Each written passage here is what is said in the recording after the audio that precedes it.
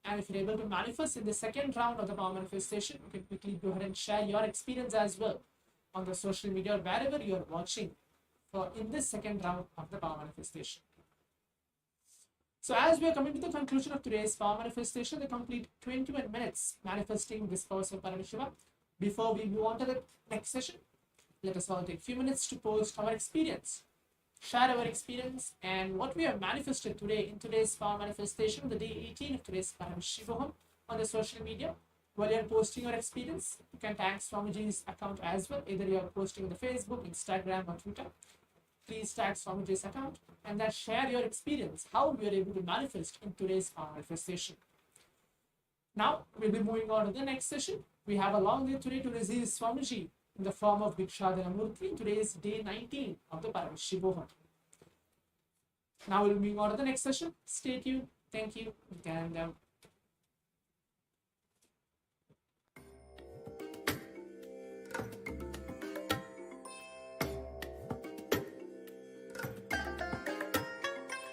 I bless you all.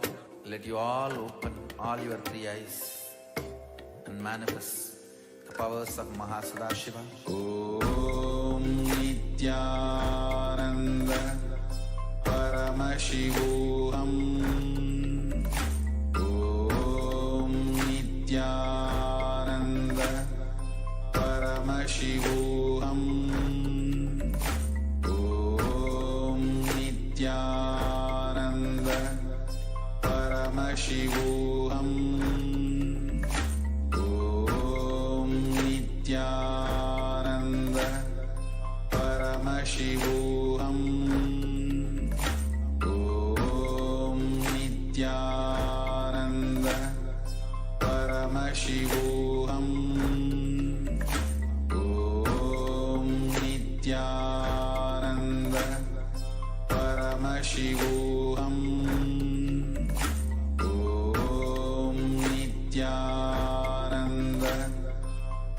Paramashivoham. Om Nithyananda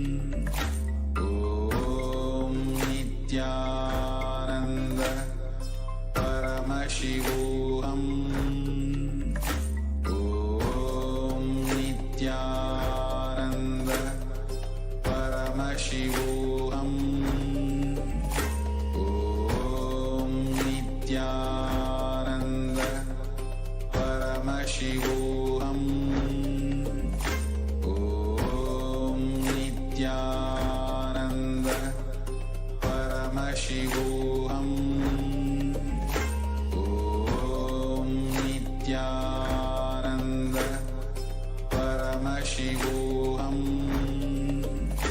Om Nithyananda Paramashivoham.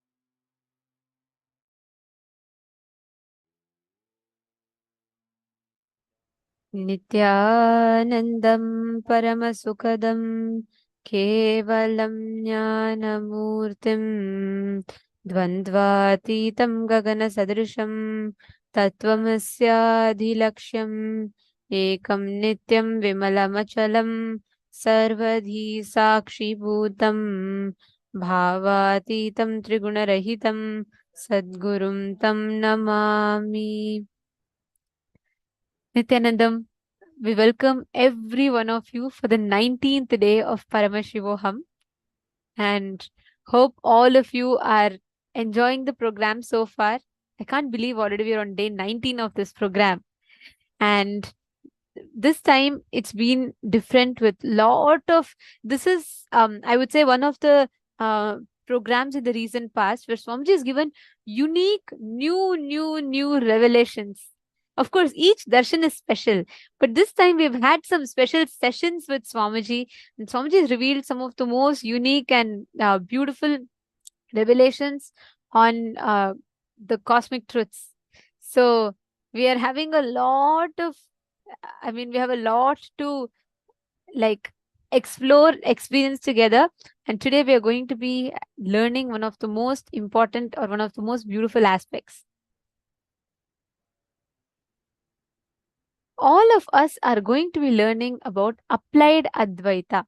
How do you actually live Advaita? How do you actually experience Advaita? What does it mean to experience Advaita? Okay, we all say oneness, we all say this, we all say, we all say it's like, so living with people, it should be practical, etc., etc. But what exactly is Advaita? How do you apply the science of Advaita with others? That is what we're all going to be learning today.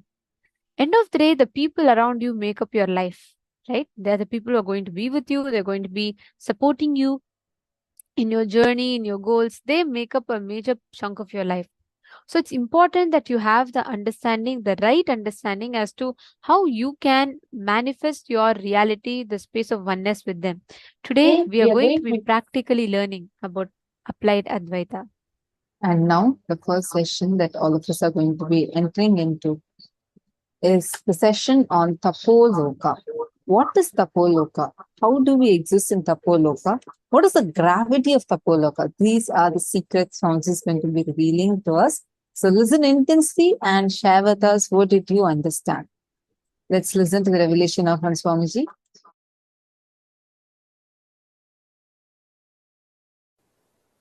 All of you have your presence in all 14 lokas. For example, in Nagaloka, there is a being with your face and snake body. I am giving you this as an example. In Tapo Loka, there is a rishi with your face and the body of the rishi, tapasvi. I will give you one more example. In all 14 lokas, you have your bank account opened. If you are intense in your tapas, in your Tapo Loka account, you have $1 million. If you are very shallow with your demonic attitude and aptitude, your demonic loka, the patala, your personality has practically zero money. You have the freedom to strengthen any of this identity in this 14. You have a freedom to strengthen or weaken. Any of these 14 identities, you can be demon.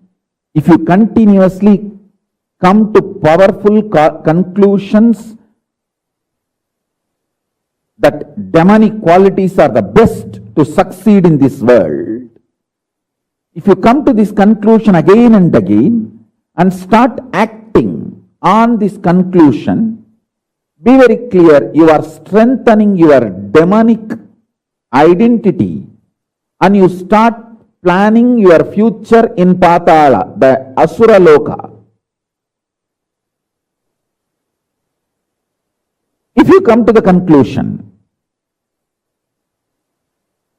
very dharmic way of living, win-win, will always be the best strategy.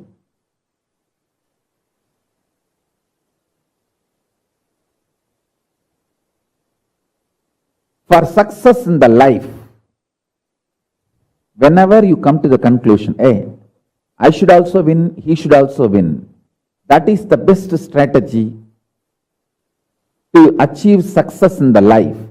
And you start executing those strategies, those conclusions. Then your personality in Swarga Loka gets strengthened, and more your intensity in Swarga Loka gets strengthened, and you start manifesting your future time in Swarga Loka. And if you feel tyaga, giving up, vairagya, the absolute tyaga is the best strategy for success.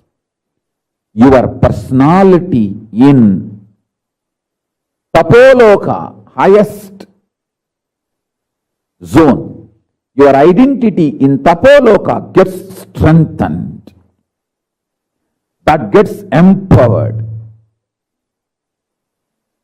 And naturally your future starts manifesting in Tapo Loka.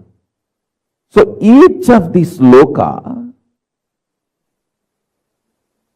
opens up for you based on the powerful conclusions you arrive, based on the actions and activities you do.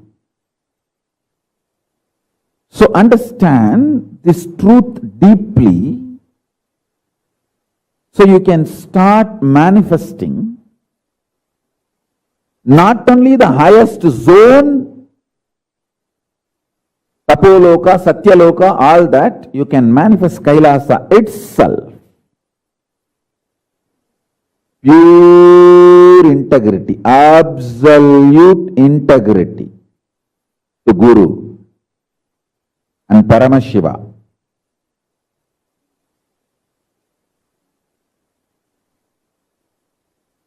Guru is the manifest form of Paramashiva.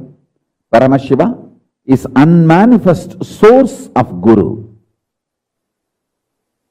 Absolute integrity to Guru and Paramashiva makes your Kailasa personality, identity manifest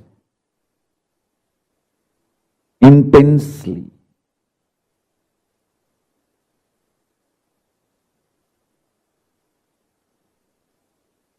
Listen carefully. If you come to the powerful conclusion in your life, if you conclude, win-win is always the best strategy for success.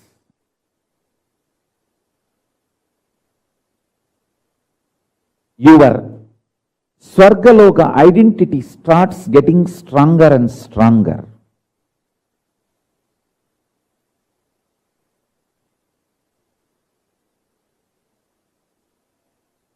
If you conclude complete vairagya, tyaga is the best way to succeed, your Tapoloka personality gets strengthened. It's like you have already 14 accounts. Every day you deposit your money in some account. Based on the conclusions you come and the actions you perform, that account gets larger and larger.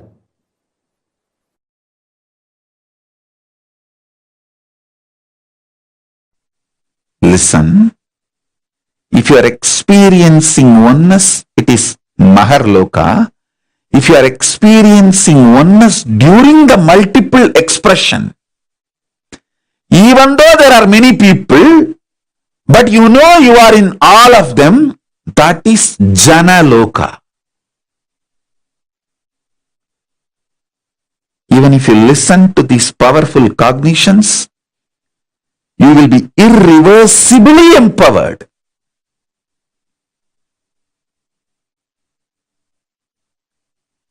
Tapo Loka is that last struggle you go through. Sometimes you know you are Paramashiva, sometimes you just slip off, but again you say, I am Paramashiva.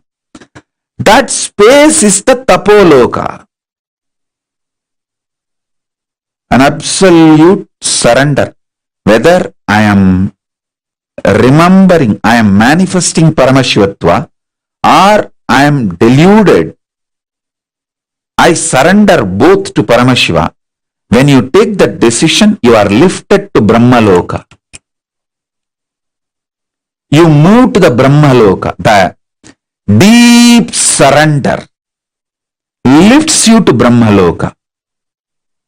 So understand? Then from there you move to Parandama, Vaikunta, and Kailasa, then Mahakailasa itself.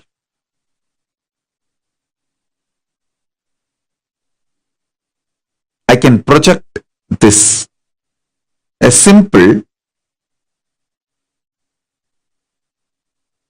kind of a drawing to give you a rough idea about how the lokas are placed.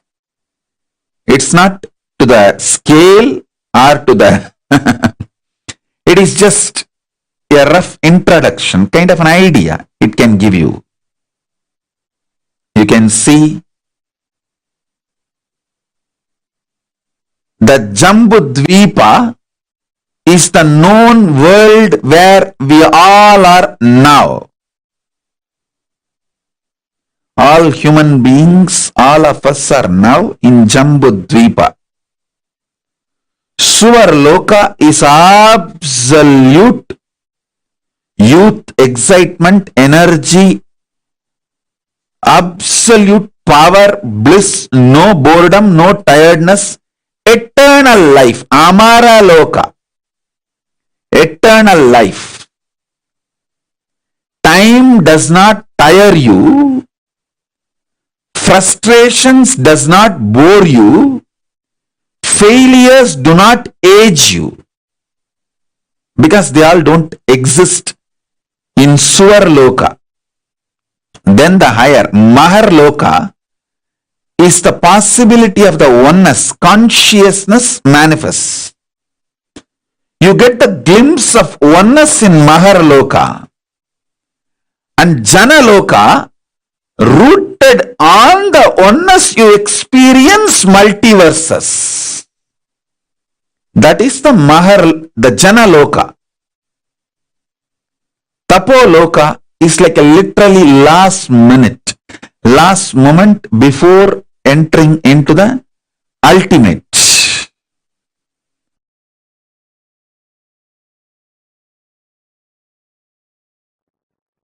Anything which excites you, inspires you, empowers you is a positive currency. Anything which drains you, puts you in blind spot, deludes you is negative currency. Violence is negative currency. Non-violence is conscious currency.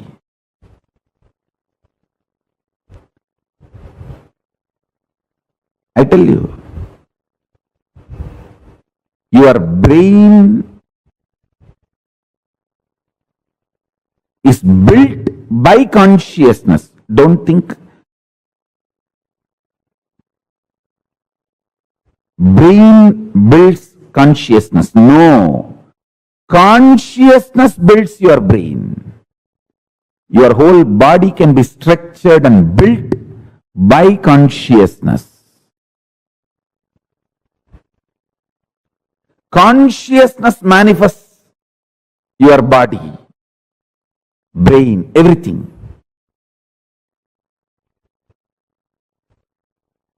This conscious currencies will help you to live in any zone you reach. For example, a person non-violent and non-stealing can live as long as you want in Tapo Loka, higher zone, where the peaceful beings exist.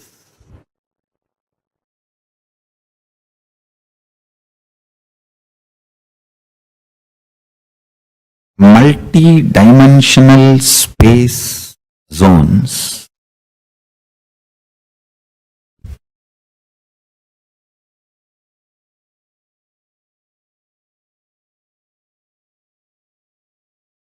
by understanding its existence, by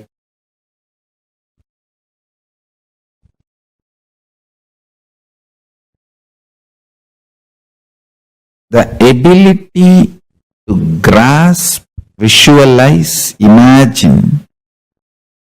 When you understand its existence, that existence just gets replicated, reproduced, mirrored in your system. That makes you manifest the extraordinary powers. Listen. For example, if you understand about Tapo Loka, where all the great tapasvis exist and how the laws, rules, nature, ontology of Tapo Loka. In Tapo Loka there is no gravity. Basic laws you need to understand about Tapo Loka. Just what is the gravity law in Tapo Loka? What is the electromagnetic laws of Tapo Loka? And what is the weak nuclear force and what is the strong nuclear force of Tapo Loka? That's all. Just that four natural force we understand here in the planet Earth. The same thing if I apply to Tapo Loka and make you understand, just that understanding and visualization, the multidimensional logic of existence is such. Brahmavit Brahmaiva Bhavati. Just by knowing, you become that. Understand? Knowledge and becoming is separate only in binary logic, this world. Knowledge and becoming is one and the same in higher dimension zones. All those higher space,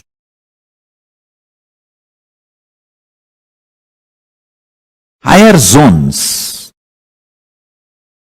If you understand the functionality of the higher zones, Tapo Loka's law of gravity, why there is no gravity and how you can also be without influenced by gravity. What is the electromagnetic force of Tapo Loka?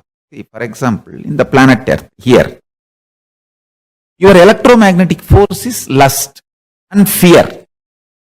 If you are terrorized or if you become extremely lusty, your electromagnetic force goes to its peak. In Tapo Loka, another one thing is that all of them are very sweet and highly intimate because there is no jealousy and nobody can own anything or nobody can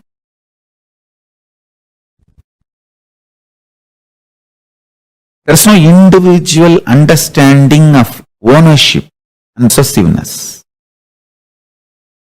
The whole Tapo Loka belongs to whole Tapo Loka citizens. And so naturally the whole understanding is tyaga, just sacrifice. See, when you know everything belongs to everyone, nobody will be interested in possessiveness. You will be only interested in taking care of others. Giving, tyaga. The whole Kailasa, that is the way I am planning to create. by understanding the gravitational force principle, electromagnetic force principle, weak nuclear force principle, strong nuclear force principles of Tapo Loka, you start manifesting that same principles and consciousness in your being. It becomes your realization, I tell you. Knowing the reality becomes realization. Brahmavit Brahmaiva Bhavati. Because in the higher space zones, there is no gap between the reality and realization. The whole principle itself, reality is realization. There is no delusion. The delusion component is missing in the higher planes. In Tapo Loka, there is no delusion. So, if there is a God, everyone realizes that God. If there is Paramashiva, everyone realizes that Paramashiva. And that if doesn't have a meaning there. When you understand these principles,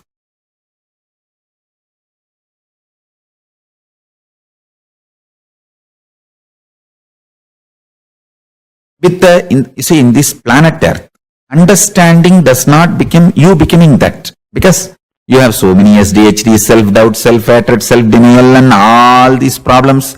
Even if 2-3 times Paramashiva proves he exists, you will say all the 2-3 times is coincidence. I think I need more convincing proof. All that is planet Earth binary logic. But in the higher space zones, reality is realization. If you are looking inside what you feel as I, that is Dwadashanta, where Paramashiva is sitting, residing. So look inside the Chidambara, where Paramashiva is residing. For you to look inside, you need a deep love for yourself, because if you have love for yourself only, you will not have guilt, pain, DHD, beating yourself. All that you will not be doing, you will be able to penetrate deeply into Chidambara. If you penetrate the Chidambara also, you will manifest the same powers. If you penetrate the Mahakasha, see, Chidakasha is the space inside your consciousness. Mahakasha is the space outside. Any one, if you penetrate, you will understand the gravitational force, electromagnetic force, weak nuclear force, strong nuclear force, principles of Sri Kailasa or Tapo Loka, any higher zones. Initially, usually you will understand only Tapo Loka. Directly you will not be able to reach Kailasa. That is too big, too much. But even if you understand Tapo Loka, you will start manifesting powers with that clarity and that trust, that strength. You can go easily to Kailasa, Sri Kailasa. Anyhow, when you understand the fundamental principles exist in Tapo Loka, the higher space zones, that understanding, that realization is like you bringing dollars and euros into Indian currency. When you come with the dollars and euro, conversion rate is such that you have large quantity of Indian money, so you can, that's why people feel you are very rich when you are coming back from US or UK, Europe or UK, and they think that US or UK all over in the road, dollars and euros are lying down, you just have to take it and pack it in gunny bag and bring it to India. Indians always feel that NRIs are too rich and they expect you to do everything for them, especially if some of your brother's family is in India and you are in US, earning in US and UK, they expect you to take care of them completely because they feel that a whole US road is filled with dollars and euros. You just have to bring gunny bags from India and just dump all these dollars and pack it and seal it and send it in the ship for them. Anyhow, when you go to that high space zone and understand this information, enlightenment is one and the same, and grasp those principles when they are mapped in your prajna, in your inner space, you manifest so much of electromagnetic force, so much of levitation force, the strong nuclear force of this planet. You do power manifestation, that's all.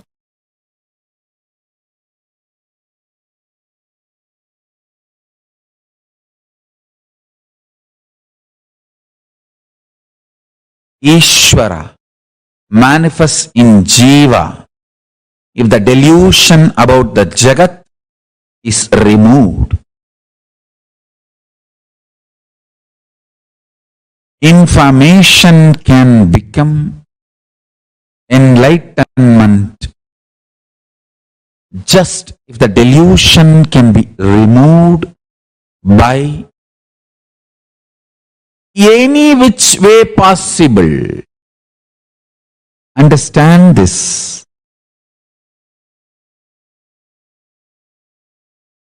The delusion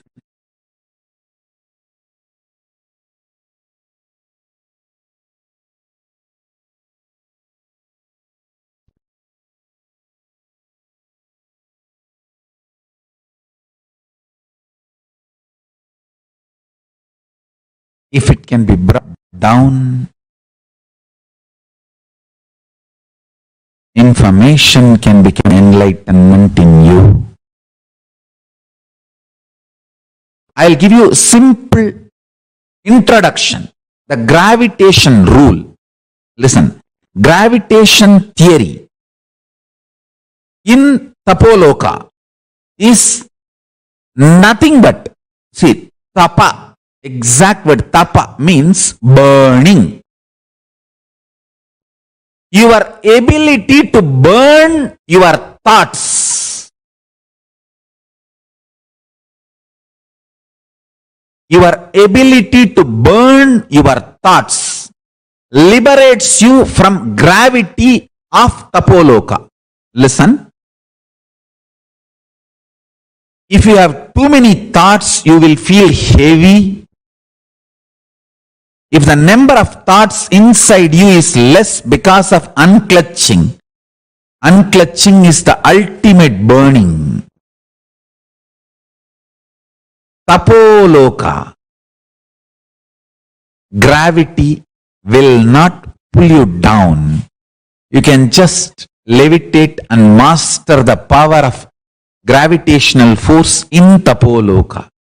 Then principal forces and the theories for Tapo Loka.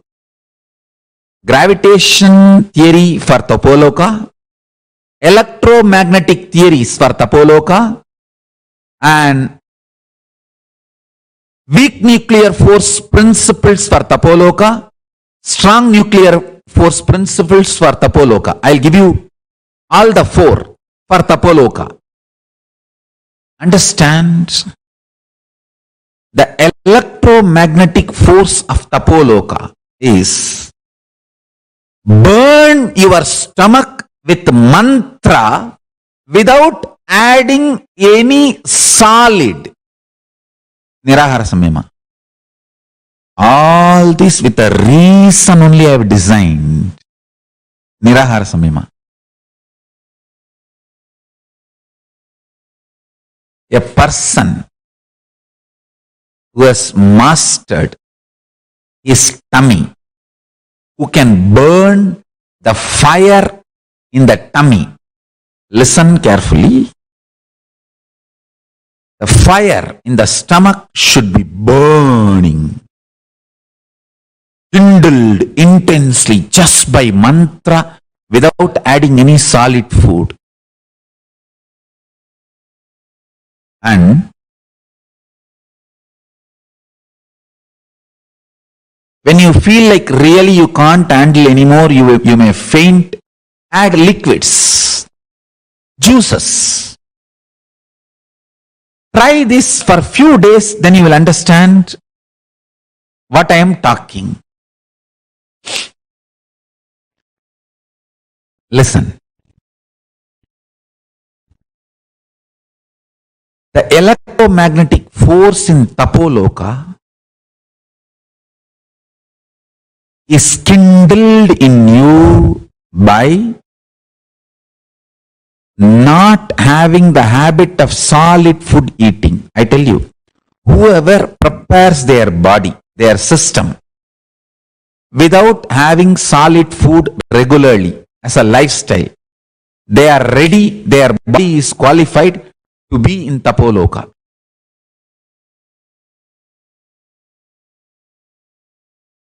If you can just live by liquid, you can reach Tapo Loka. If you can live just by smelling the food, havis, that's all, nothing else, you can reach Kailasa itself, because in Kailasa only smell is the food. Only smell is the food. No other food.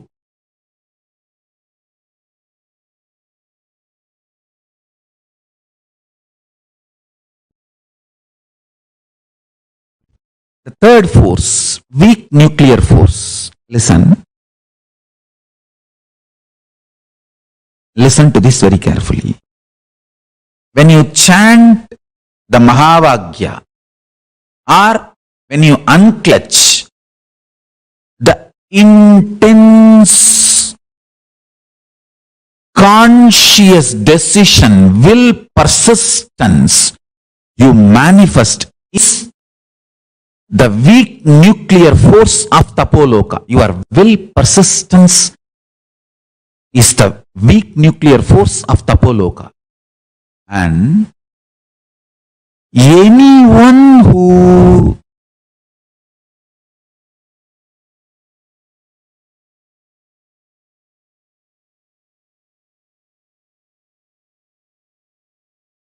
manifests the will, persistence,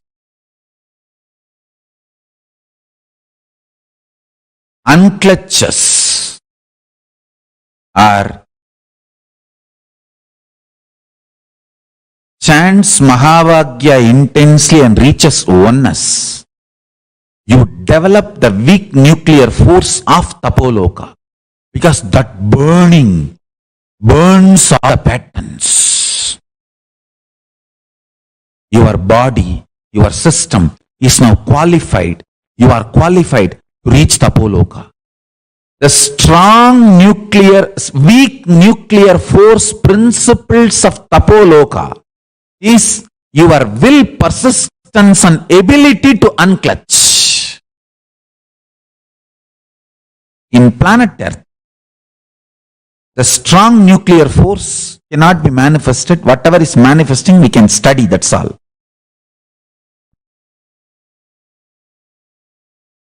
The strong nuclear force principles of Tapo Loka. In Tapo Loka, what is strong nuclear force and what is the principle? The absolute eternal bliss. Nithyananda. Your ability to generate Nithyananda in you is the principle of strong nuclear force in Tapo Loka. Listen, just like Newton's law of universal gravitation, I am giving you the law. See, listen, Newton's law of universal gravitation is usually stated that every particle attracts every other particle in the universe with a force which is directly proportional to the product of their masses and inversely proportional to the square of the distance between their centers. Now I am giving you the law of gravitation for Tapo Loka. Law of gravitation in Tapo Loka is every pattern attracts the same frequency vibrational patterns in the universe with a force directly proportional to the number of times it is repeated, encouraged, supported consciously, and inversely proportional to the biomemory of what you decide as your core existence.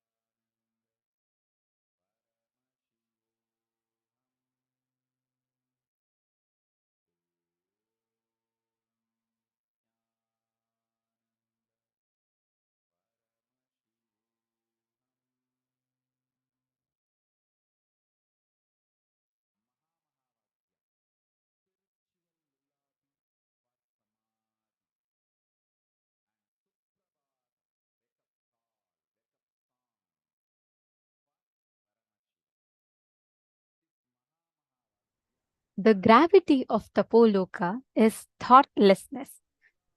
Swamiji here so beautifully took us all through, making us understand what is Tapo Loka like, the parallel universe of Tapo Loka. The Tapo Loka, what all of us are experiencing, right? In Bhuloka, each of the Loka, parallel universe, has a certain frequency that it raises us to. Based on whichever plane Loka that we exist in, we experience that Loka. There's a very beautiful, very clear science that Swamiji has revealed. And Swamiji has very beautifully mapped the whole thing for us. Understanding the parallel universe existence of Tapo Loka. How exactly do we exist? And what is our space of experience in Tapo Loka? The very word tapa means burning. Your ability to burn your thoughts because of unclutching liberates you from the gravitational force of Tapo Loka. Actually, one fun fact here, like on planet Earth, right? The more mass is there, the more gravity acts on it, correct? Like if something is heavier, gravity pulls it down more. Something is lighter, it floats. Did you all know in Tapo Loka, unclutching is the gravity? Means the less thoughts that you have, the more gravity acts on you. That is why all the rishis, all those who have like absolutely unclutched inner space, naturally they all gravitate towards Tapo Loka. Isn't it so beautiful? Like I could never cognize it or understand it this way, the way Swamiji has explained. The whole existence, the parallel universe existence of you in Tapo Loka happens with just this one simple science. The whole experience is the more you are unclutched, the more you experience the gravity of Tapo Loka.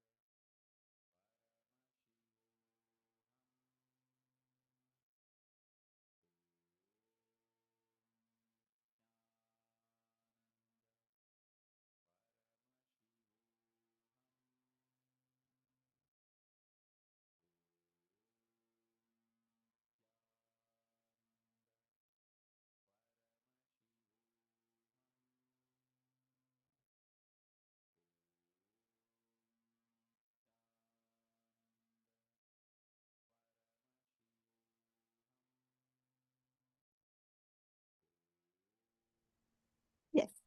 The gravitational force of Tapo Loka is unclutched, which means the more and more you are unclutched, the more you experience the gravity of Tapo Loka acting on you. So the whole experience of Tapo Loka, right? The parallel universe of Tapo Loka, it raises you to the highest frequency of existence and you become one with the whole cosmos. This is like a very, very beautiful, clear explanation that Swamiji has given. See, Tapo Loka is like the last struggle that you have before enlightenment. That last struggle before you're almost getting enlightened, it is just that identity, something that is stopping you. That last struggle is what is Tapo Loka. So after Tapo Loka, it's surrender. After Tapo Loka, it is just like complete surrender, and the experience that you have about life completely shifts. Understand the electromagnetic force of the pole gets kindled in you when you prepare the body with something solid food, give early a lifestyle. Your whole body becomes qualified to reach the Tapo Loka. Understand, listen very carefully. Your will persistence has the ability to unclutch. That is the principle with which the nuclear forces works in Tapo Loka. Now, the simple, easy way for you to experience Tapo Loka is unclutch. Just sit, unclutch. You will actually immediately experience the gravity of Tapo Loka acting on you. If you sit straight, take a few minutes. Decide to sit in the space of unclutching. Do not create a thought. Do not sustain a thought. Do not destroy a thought.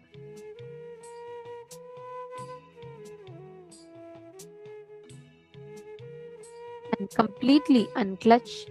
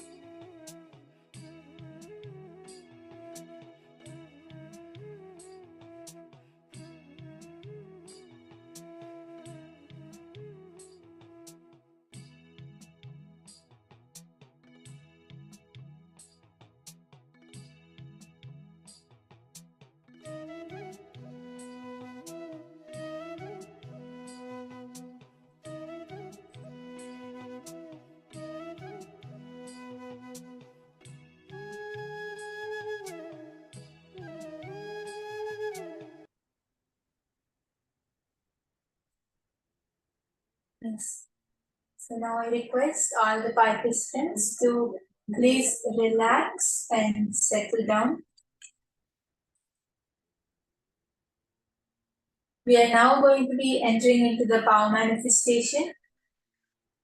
So I request everyone to please come back and settle down. We can relax from the process.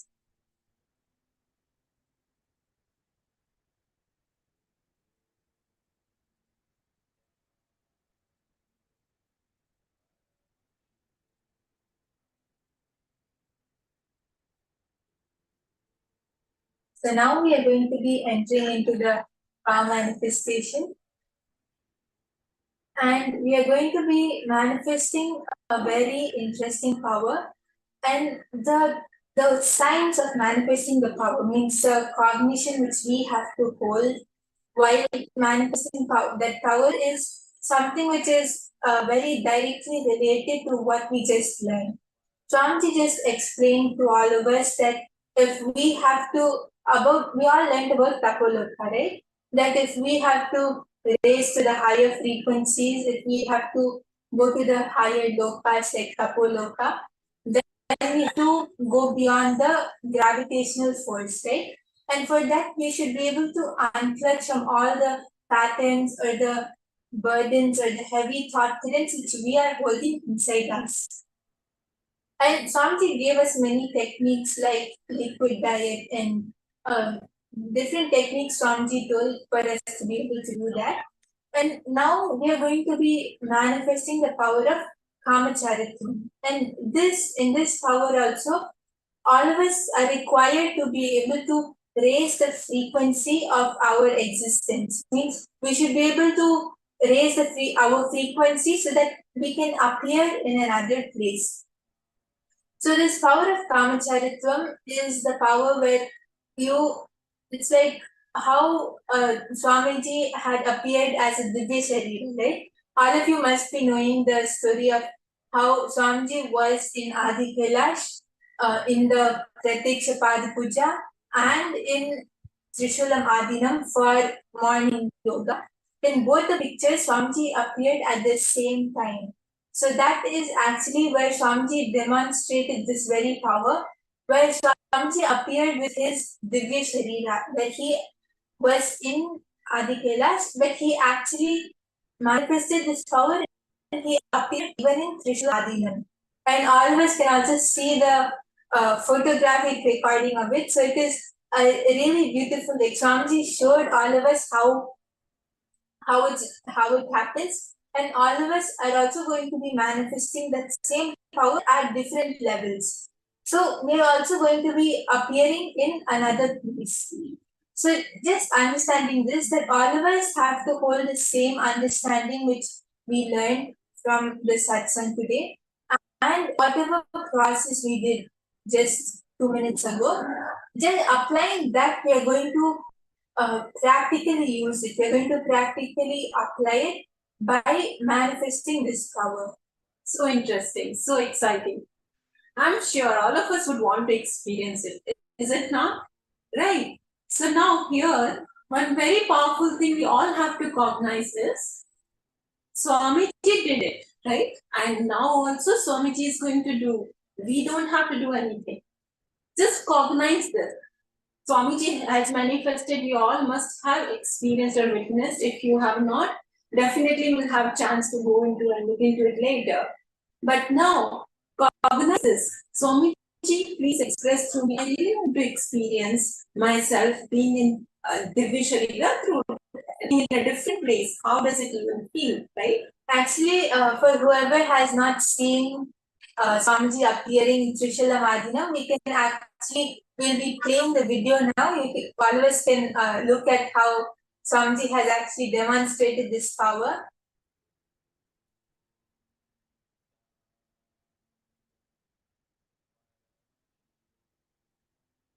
Yes, so we'll be playing the video.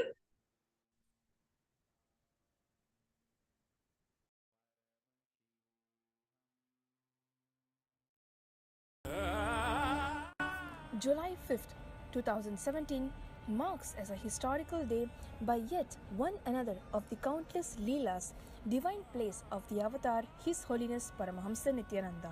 Paramahamsa Nithyananda appears in two places at once, giving darshan to Nithyananda Peetam, Trishulam Adinam, Chennai.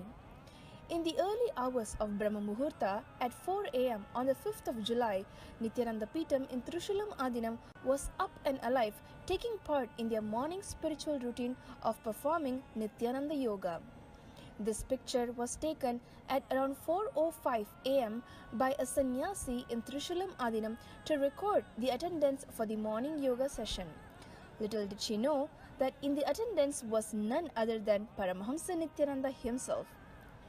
It was after the image was captured that the form of His Holiness was noticed in the picture.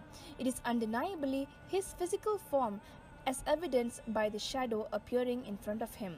Also, pictured is an image taken of Paramahamsa Nithyananda at Bengaluru Adinam on the night of about 10:30 pm, where he was giving darshan to the participants of the 43rd Inner Awakening, and at 6 am on 4th of July during Pratyaksha Pada Puja, where he was physically present. This event was broadcasted live on Nithyananda TV and via two-way video conferencing witnessed by thousands worldwide. There are eyewitness records of people around His Holiness as he was getting ready for the Pratyaksha Pada Puja in Bengaluru Adinam on the morning of 4th of July. The city of Bengaluru is about 340 kilometers away from Trishulam, Chennai, thus ruling out even the possibility for a flight taken. The form of His Holiness in the picture has the same attire and form as he had yesterday evening on 3rd of July as he initiated his disciples into Vishesha Diksha. Srimad Bhagavatam, the Vedic scripture that precisely records and reveals the happening of various avatars of the past, present and future, describes the avatar in its complete form. Having clearly established that His Holiness was present in Bengaluru Adinam, hundreds of miles away from Chennai, the lucky group of devotees in Trishulam saw the same form of Paramahamsa Nithyananda as he was during the state of being in Samadhi yesterday after initiating his disciples in Bengaluru into the ancient Shaivite ritual of Vishesha Diksha. His Holiness Paramahamsa Nithyananda is seen adorning the sacred kavi cloth given to him by his Guru and Nithyananda Sangha's Paramaguru Arunagiri Yogishwara, who is an incarnation of Sadashiva himself in Tiruvannamalai, Arunachala. Swamiji has blessed that huge positive explosion is going to happen in Trishulam. Sadashiva has assumed the same form to supervise and bless Nithyananda Peetam Trishulam Adinam.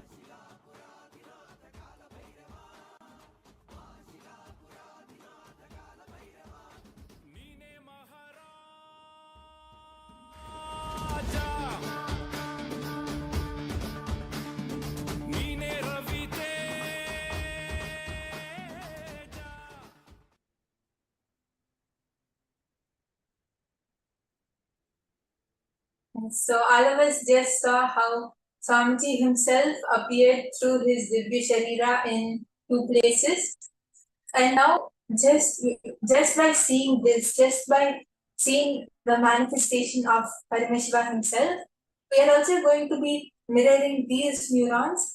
And what exactly we are going to be manifesting is, we are going to be connecting to Swamiji and appearing in another place. So you're able to feel the presence, like you'll be able to feel your presence in another place, right? If you go to a different place, you see how the atmosphere changes. So you'll actually feel that. You'll know if it's cold, whether it's hot, whether it's indoors or outdoors. You'll be able to see what type of place you're in, and you'll literally feel like you have gone there. So this is the power which you're going to be manifesting now.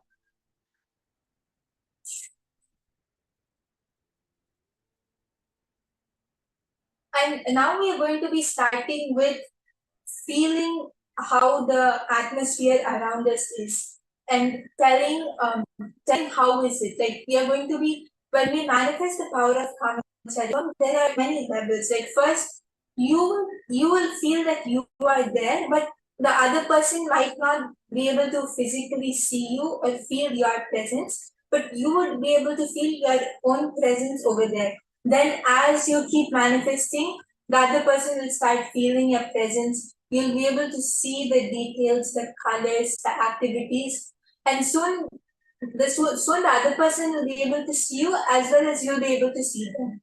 So now we are going to be starting the first level where you would be feeling your presence in that place. So you should be able to feel the atmosphere around you. You should feel the place and describe how it is.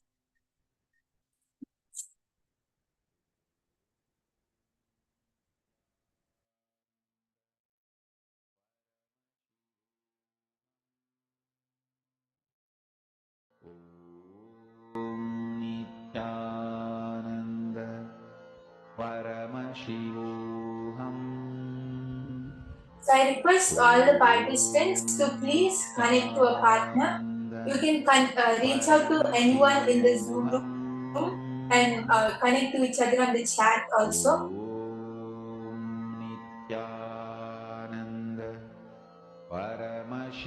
If you have any of your friends or family members who would like to manifest this power with you, you can even connect to them. And if anyone needs assistance, you can reach out to the co-acharya of your room. If you need help in connecting to a partner. Paramashivoham. Om Nithyananda Paramashivoham. Om Nithyananda Paramashivoham. Let's now request all the participants to ask your partner to give you one particular place without revealing its details or whereabouts. Just the name of the place, like it can be their house or the name of the place without telling where it is or any details about it.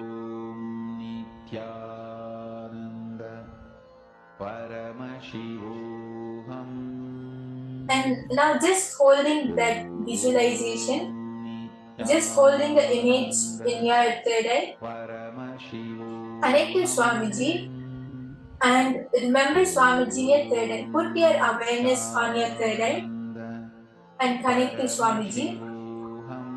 Just feel your presence in your partner's place. Whichever place they have given you, feel your presence over there. Actually, visualize that you're going there and you have appeared in your partner's place. Paramashivoham. Om Nithyananda Paramashivoham.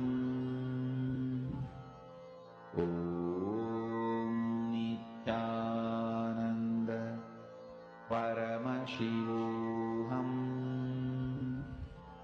Om Nithyananda Paramashivoham. Om Nithyananda Paramashivoham. Om Nithyananda Paramashivoham. Om Nithyananda Paramashivoham. Om Nithyananda Paramashivoham. Om Nithyananda Paramashivoham. Om Nithyananda Paramashivoham. Om Nithyananda Paramashivoham. Om Nithyananda Paramashivoham. Om Nithyananda Paramashivoham. Om Nithyananda Paramashivoham. Om Nithyananda Paramashivoham. Om Nithyananda Paramashivoham. Om Nithyananda Paramashivoham. Om Nithyananda Paramashivoham. Om Nithyananda Paramashivoham. Om Nithyananda Paramashivoham. Om Nithyananda Paramashivoham. As you are manifesting and you are able to feel your presence in the other, in your partner's place, you can start penning down the details of how are you feeling that place. Is you feel it's windy or it's dry or it's hot or cold? Is it indoor or is it outdoor? What type of atmosphere is present around you? You can start noting down all those details. Om Nithyananda And be in a space of unclutching. That's very important. Just keep chanting the Mahavakya. Connect to Swamiji. And you will see, simply you will be able to experience in your partner's place. for Samadhi and Suprabhatam, wake up. Yes, so I request all the participants to start sharing whatever you were able to feel, however you felt the atmosphere around you. You can start sharing that with your partner.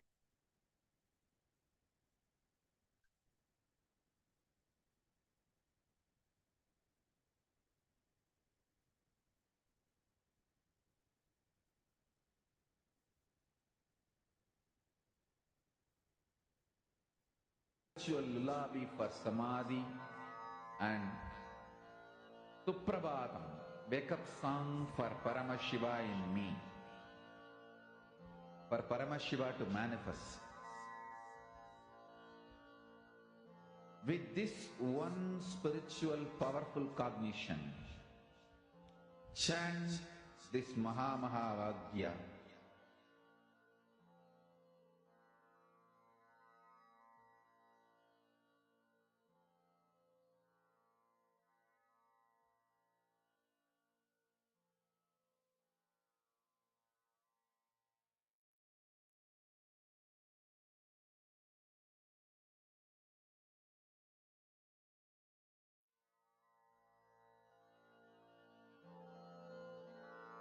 Mahamahavagya, spiritual lullaby for Samadhi. And Suprabhatam, wake up call, wake up song for Yes. Paramashiva. Whoever is still scanning or has not finished sharing, I request everyone to make sure that you share all the details, every single detail which you saw, which you felt after appearing over there with your partner, and you can verify your answers. Nityananda Paramashivoham.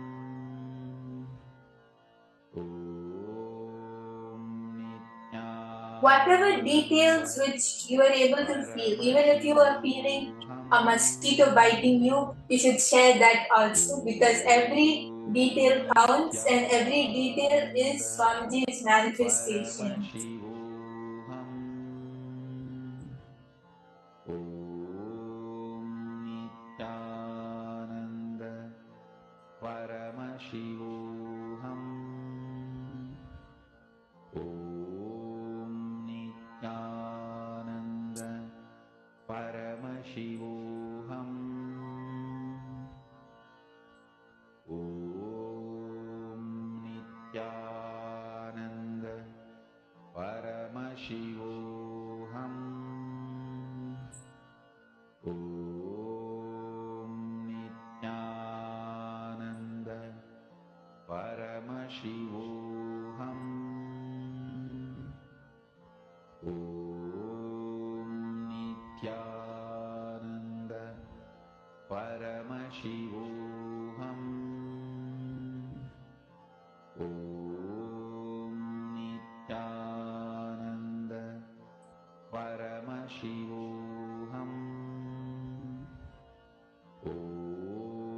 Nithyananda Paramashivoham. Om Nithyananda Paramashivoham. Om Nithyananda Paramashivoham. Om Nithyananda Paramashivoham. Om Nithyananda Paramashivoham. Om Nithyananda Paramashivoham.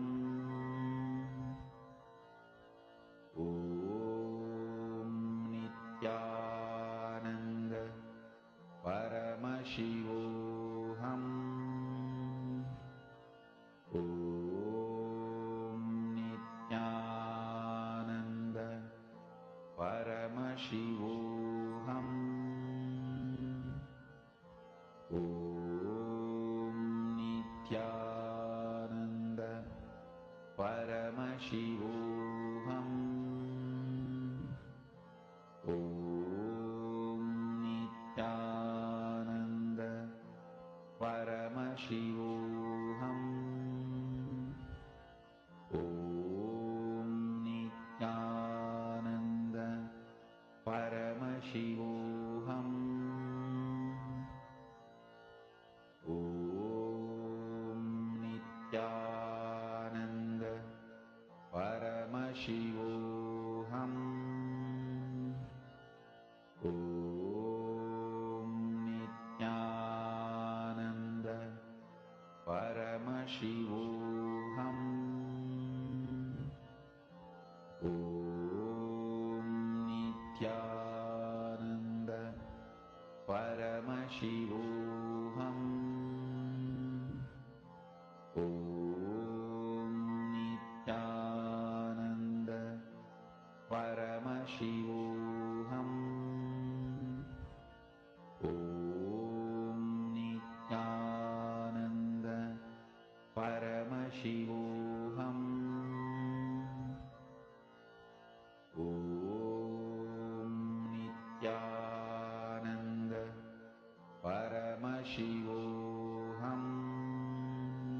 Yes, once all the participants have verified your answers with your partners, you can even share your experience of the manifestation. How was your manifestation, and if you were able to manifest, how was your experience? Most importantly is all of your experience. How was your experience during the cow manifestation? Did you actually feel the lightness in you, and were you able to feel that you were able to feel your presence? You can all share your experience of the manifestation.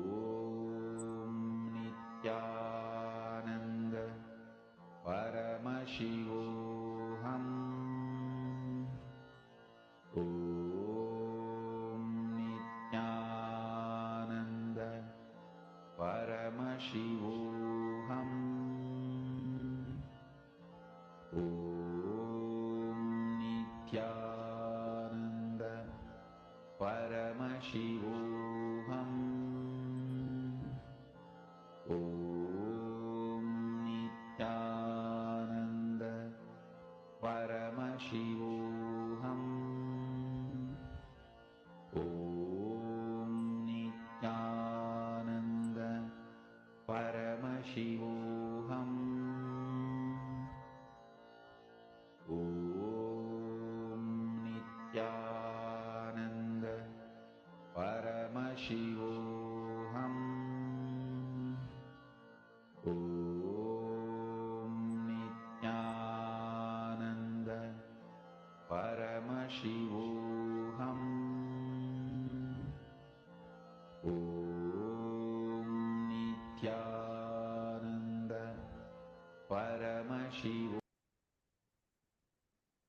Yes, so it was a really nice manifestation, and all of you can also post your experiences of how were you able to manifest, right? After you confirm the answer with your partner, you can, after you verified it, you can post your manifestation on the chat. How were you able to manifest, and what was your experience? The most important thing is your experience of the manifestation. Were you able to feel light inside yourself? Was your being feeling light? Did you feel that you actually appeared in your partner's place? You can all post your experience. And even if anyone feels that I was not able to manifest or I was not able to feel anything, it's completely fine, because we are going to be practicing this power more and more throughout the day.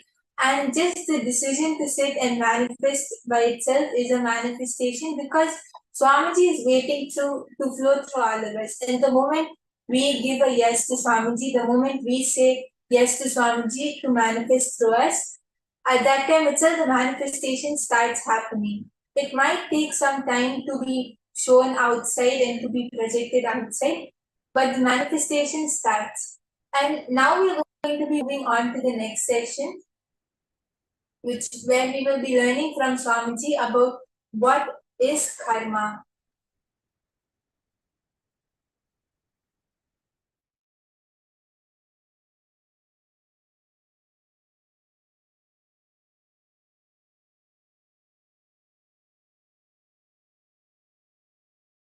Any idea you have, thought current you have, thought pattern you have, which is not bringing health in you, is karma. Wealth, any thought current, any thought pattern you have, which is not bringing wealth, what you want to cause as your reality in your life, is karma. Anything which is not letting you cause your reality, the stuck thought current which is not causing your reality, is karma. Understand? It can be in the field of your relationships, in the field of your wants, in the field of your needs, in the field of your contentment, in the field of your completion, whatever may be the field, in any field, the thought current in which you are stuck, thought pattern in which you are stuck is karma. Listen, it may be a beautiful, profound, logically convincing theory which you read in a great spiritual book or heard from a great spiritual teacher. Anything which is not liberating you, anything in which you are stuck is karma. Please understand. You might have heard those theory, those belief, those truth from whoever it may be. You might have heard, you might have been thinking, you might have been analyzing, you might have read, you might have been internalizing. Any thought current which is not letting you cause your reality is karma.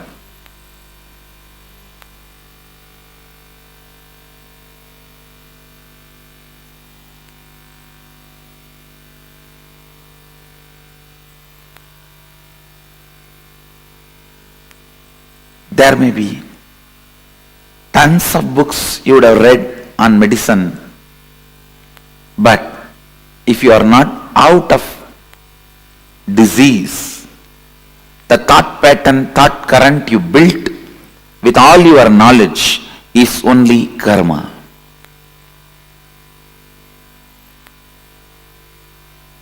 There may be tons of life solutions for every situations you may know, like completion with yourself, completion with others, authenticity, integrity, responsibility, enriching, listening. There may be tons of concepts you heard to cause your reality, but if it has not started happening, it is only karma for you.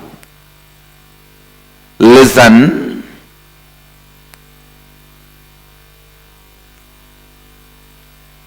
It means still somewhere your logic is not opened up.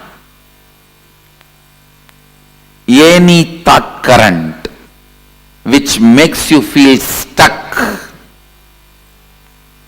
suffocating, caught is karma. You may know about completion, incompletion, authenticity, integrity, responsibility, enriching, causing, living Advaita, everything. You might have heard all those concepts, enjoyed them logically, but if you are still stuck with some thought pattern which again and again brings you back to the same state,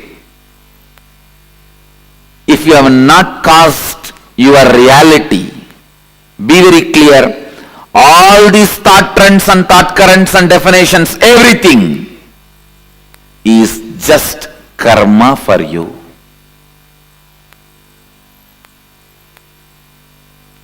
All the concepts. So karma is not just one part of you. It is the whole net on which you are bound.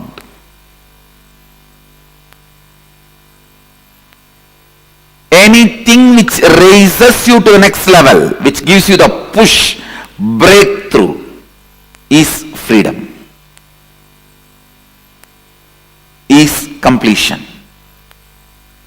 Understand? If you have come expecting definitions about karma, whether it is Pitrudosha, Nagadosha, Sarpadosha, Snake dosha,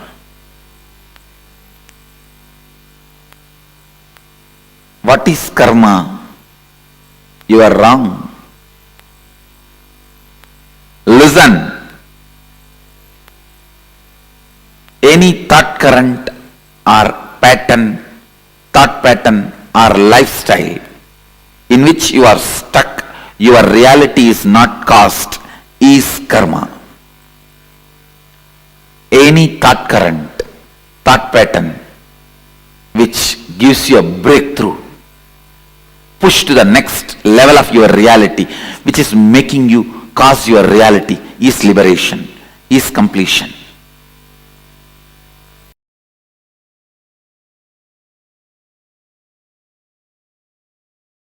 Understanding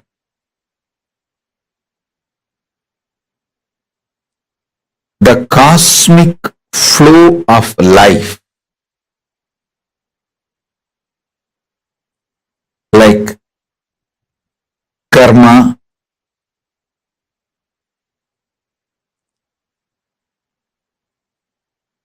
naturally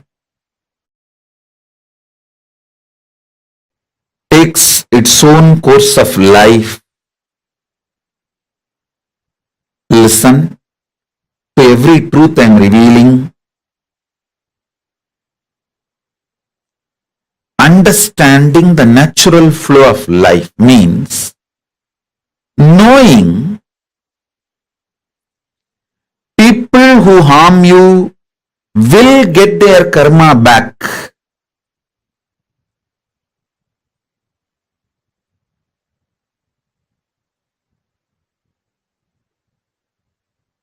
People who support you will get their punya back.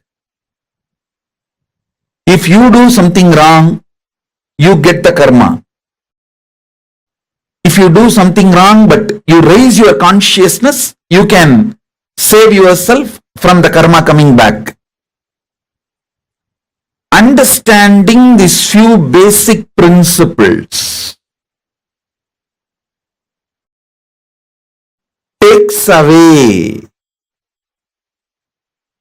tiredness, boredom, decision fatigue from your head. Listen, decision fatigue is nothing but cherished revenge, frustration by coming to a conclusion, world is not fair. Listen, when you feel world is not fair, you block the flow of energy through you. You block your Shakti. You fall into frustration. Naturally, that leads to decision fatigue. Understanding world is just dharmic. Having simple eyes to see how the karma comes back, how nobody can escape from good or bad. Understanding this basic truth takes away all decision fatigue, frustration, anger about life, vengeance you cherish about people and life, known, unknown, all that just taken away. You become a free channel for energy to flow.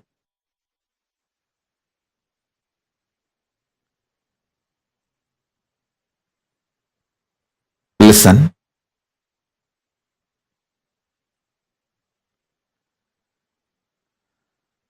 Knowing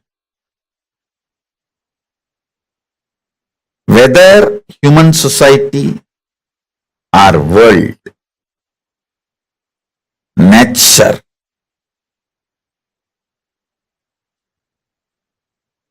Everything known and unknown flows as per dharma.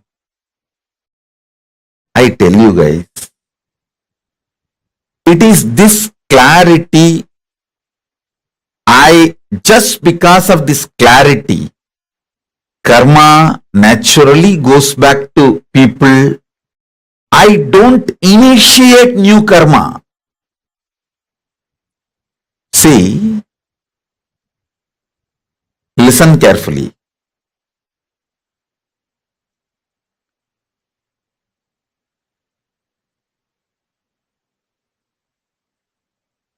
This is one of the biggest confusion, all those so-called logical brains.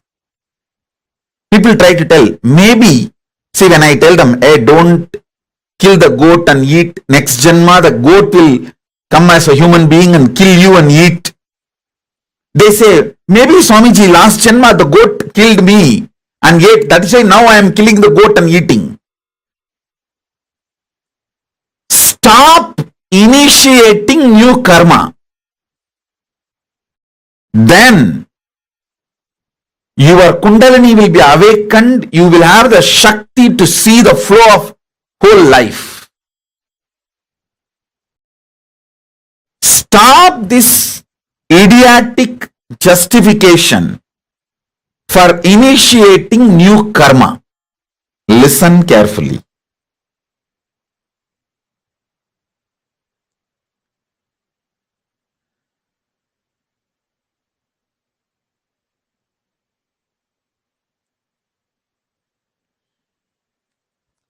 When I realized the flow of dharma and flow of karma, I stopped initiating new karma chakra or the karmic chains that has brought so much energy in me. So much energy, I tell you.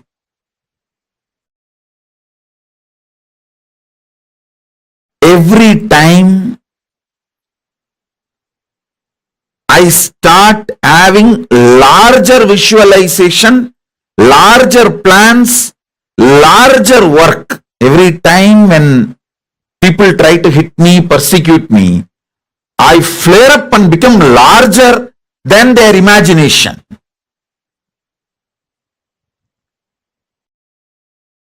Secret of my energy is knowing the karma flow and dharma flow. I just know you don't need to initiate anything to take revenge on people. Initiate, focus everything to protect you and creatively contributing. That's all. You protect yourself, for that you can do everything. And go on contributing creatively.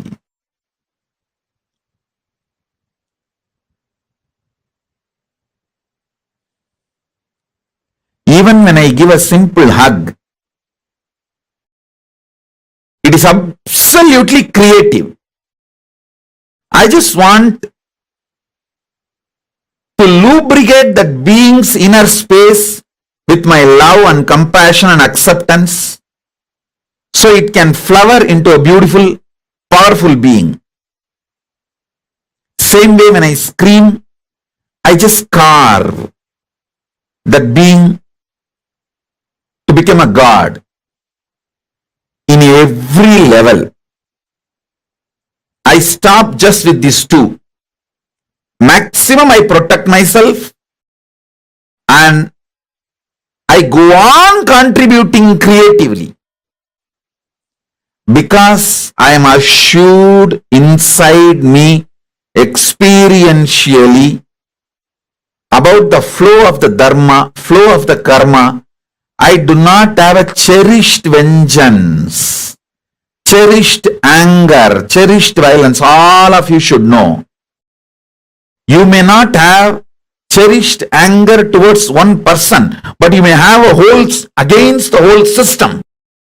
You may have a cherished anger and violence against the whole humanity, against the whole economical system, against the whole currency system.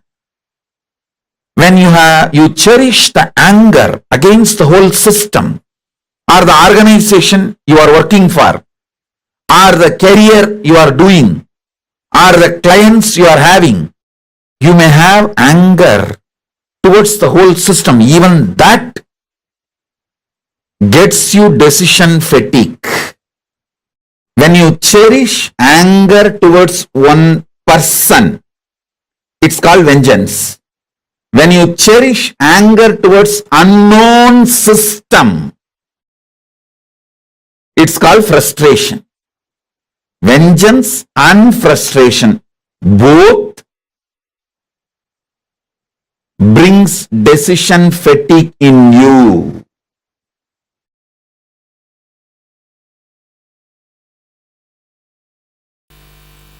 The thought pattern which you don't enjoy, which you already feel it is outdated, and which is constantly suffocating you, shrinking you, is sanjita karma.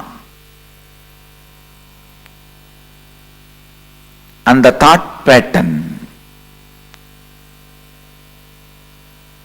in which you feel you are stuck, but you are able to cause few things as your reality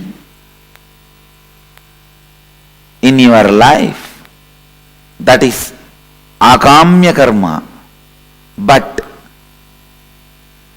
because you want to cause one or two things in your life as reality, the thought pattern you accept brings untold, unimagined, unexpected bondages, side effects, after effects in your life. That is called agamya. Listen. Husband is a person who stands by you during all the troubles, tortures, sufferings, pains, which will not be there in your life if he is not there. That is the definition of agamya karma. You try to cause your reality in one dimension of your life, and you accept certain thought current, thought pattern into your lifestyle, which causes multiple other suffocations and bondages, unimagined, unexpected, untold, unbriefed.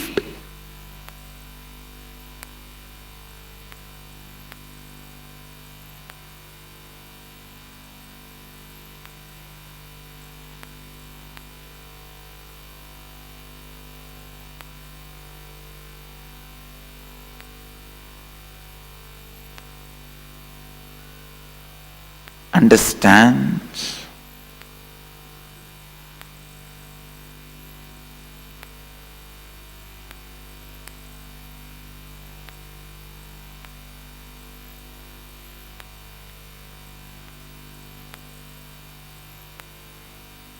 Just because you want to own a home, sometimes you get stuck in the home for next 40 years paying your bank home loan.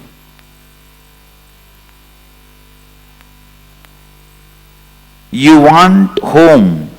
That's the reality you want to cause. But when you cause that reality, the thought current you accept and assume on you, the responsibility you bring upon you, can suffocate and bind you in unimagined, unexpected, untold, unseen multiple ways. This is the example for agamya. Prarabdha means not ready to allow either the outdated, suffocating thought pattern or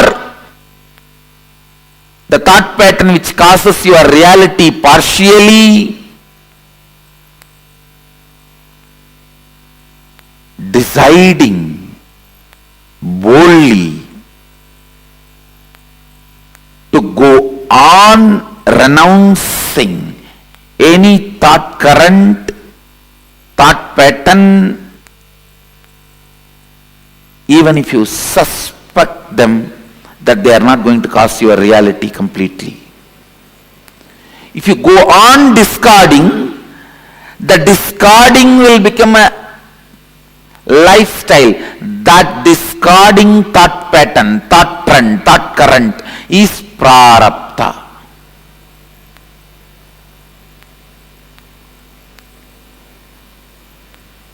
Means only exhausting. No more accumulation.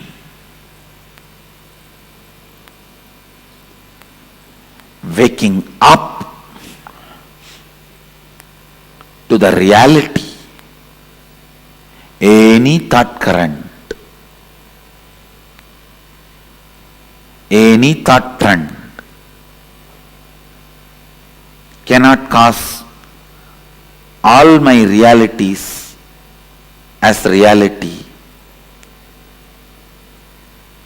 Coming to that understanding and waking up to that reality is enlightenment.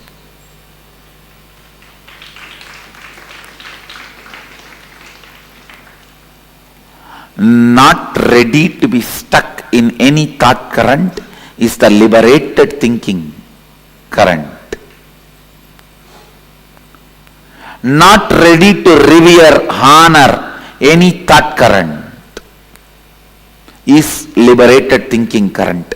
Not ready to honor, revere any thought current is completion. Not ready to honor, accept, revere any thought current is perpetual completion. Not ready to accept any thought current as a lifestyle is perpetual completion.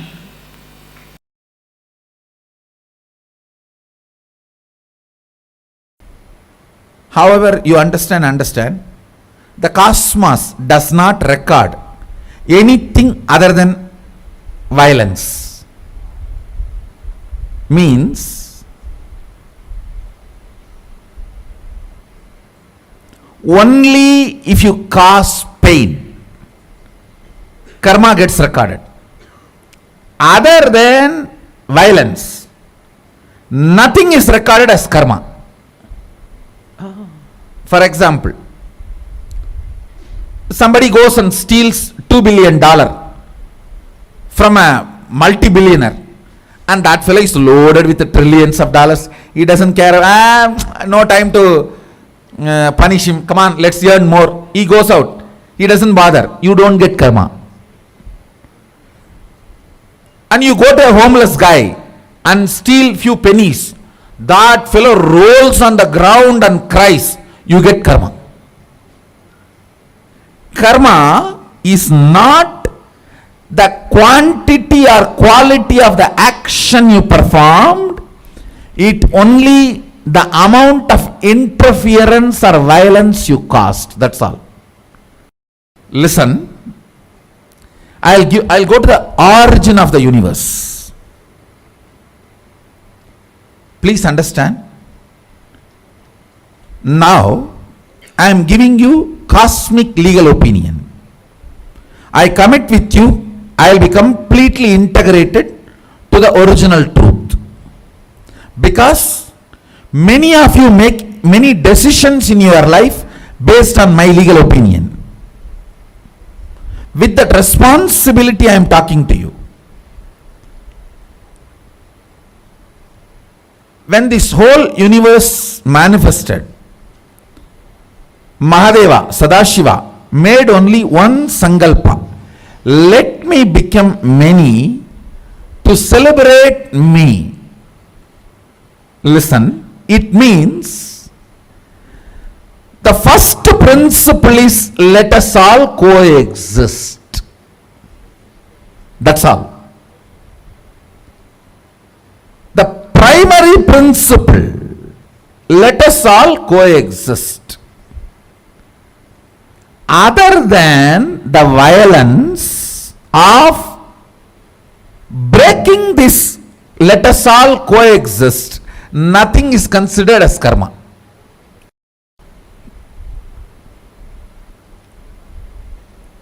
All of you are getting what I am saying?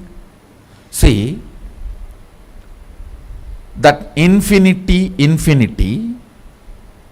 when it decided to manifest as this universe and as all of us, only principle it declared is, let me become many to celebrate me. It means only one principle, let us all coexist, that's all. Only if you break that let us all coexist, karma comes. Other than that, nothing is a karma. Only thing recorded as a karma is violence, nothing else. All of you are getting what I am saying? For example, as I gave the example, that you take $1 billion and that fellow does not bother from whom you take, you don't get karma. You take 1 penny and that fellow rolls on the ground and cries, you get karma. Karma is only the suffering cost, nothing else. Good karma, the celebration cost, that's all. See, Mahadeva, he becomes many. He declares, let me become many to celebrate me. So more and more celebration you cast becomes good karma. More and more pain you cast becomes bad karma. That's all. The same rule applies. You may give $1 billion to somebody and he is not happy about it. You don't get good karma. You may be giving a penny to somebody and he is just praising you and glorifying. He is just ecstatic. You get good karma. It is the experience cost matters, not the other money or quantity or quality or the work of or any of that done. All of you are getting? Because the principle in which the universe, Brahmanda, is expanded. See, the universe manifests. It becomes that multiverse. That universe becoming multiverse, the principle or the first declaration with which it explodes is, let me become many to celebrate me. So anything you add as a celebration of ourself is a good karma. Anything you add to break that fundamental principle of coexistence is bad karma. That's all. Wow. Nothing else matters. What is karma? Disturbing the natural expansion process of the universe. Supporting the natural process of expansion is good karma. Trying to disturb is bad karma, that's all.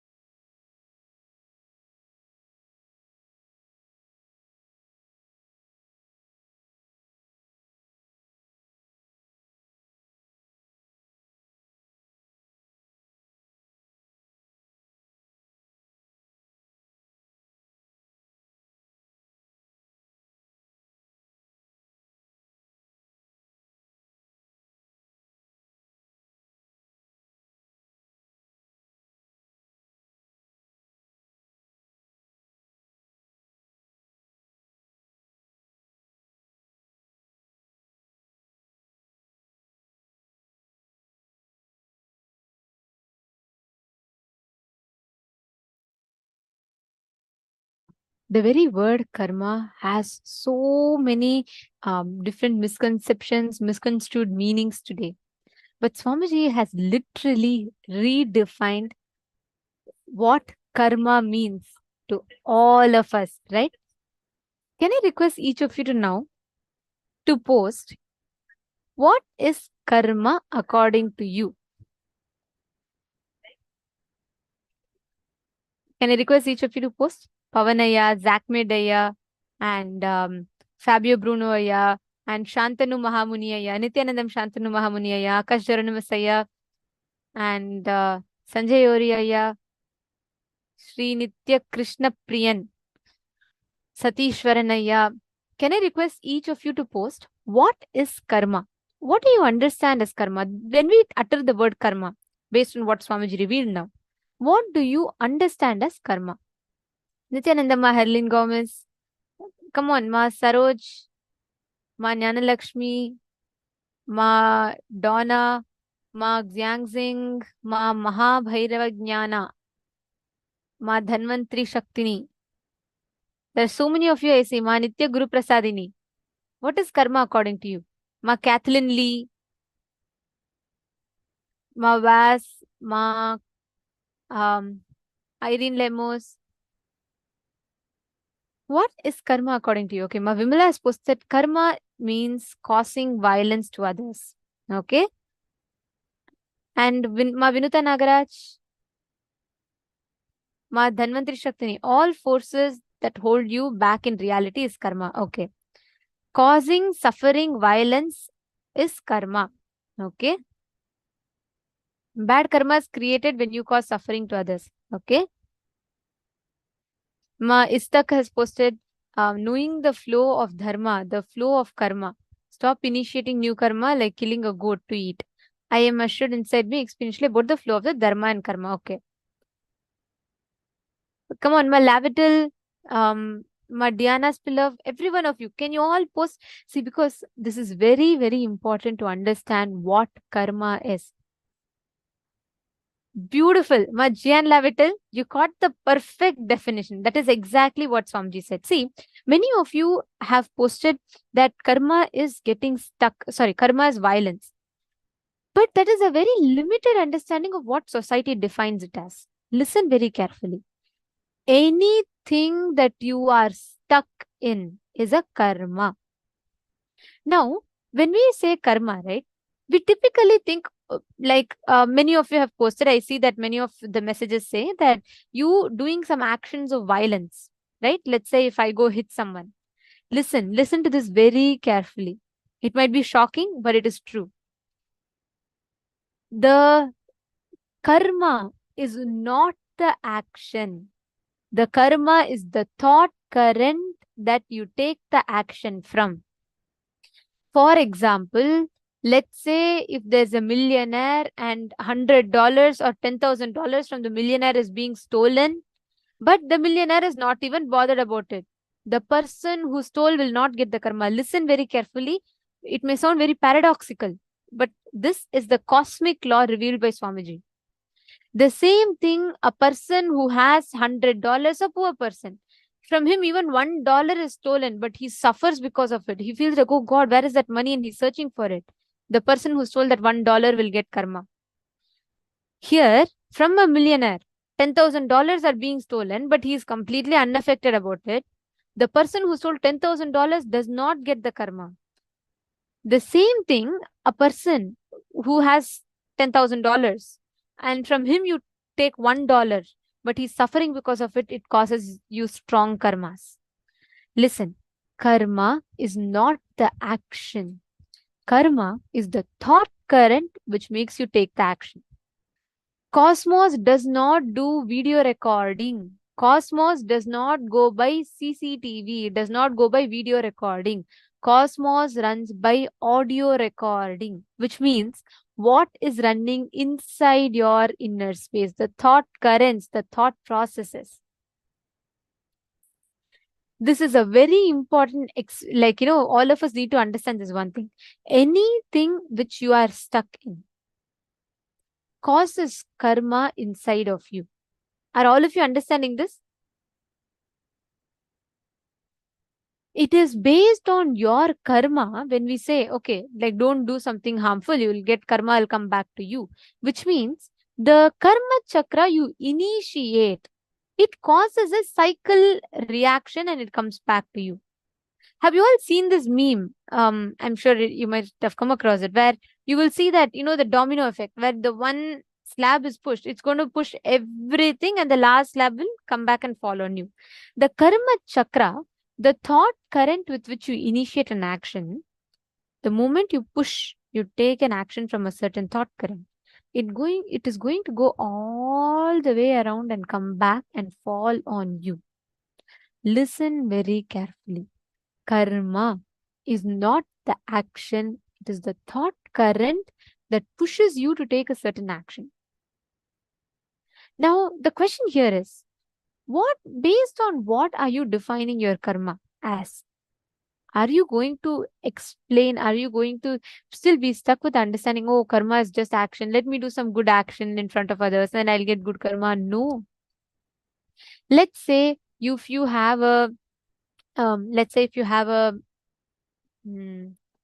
if you have your relatives or friends coming over, and just to get a good name in front of them, you go and help them, you go and say, oh wow, it's very, you go and be very nice to them. But if your thought current is incompletion, it is not counted as good karma. Understand? What thought current you operate from. Even if you go and donate $1 million, but from the thought current of getting good name and fame, it is not a good karma for you. Listen to this very carefully. The thought current that we cherish is the most important one. This is what Swamiji is so beautifully revealed to us. My Vimala is asking a beautiful question. So she's saying, if there is incompletion in me and I suffer because of that, am I adding karma to myself? Very beautiful question. And the answer is yes. Because anywhere in life that you're stuck in, right? Why did Swamiji explain karma as anywhere where you're stuck, you're in karma? Because only incompletions can make you stuck. Only patterns will make you get stuck in life. And anywhere you're stuck in naturally is what? Is karma. So anywhere where you are stuck, any aspect in life that you are stuck, you are adding karma to yourself. Catching it, ma Vimla? So all thought currents, thought processes, action items, anywhere in life, you want to do something, but you're not taking the step towards it, you feel stuck. That itself means the whole action is coming from incompletion, and that whole incompletion is happening in your inner space because of the thought current which you're stuck in. If you shift that thought current, you will suddenly start having the breakthrough. Catching it? Anyone else has any question? Now can I request each of you to define what is karma? Come on. Can I request each of you to post? What is karma?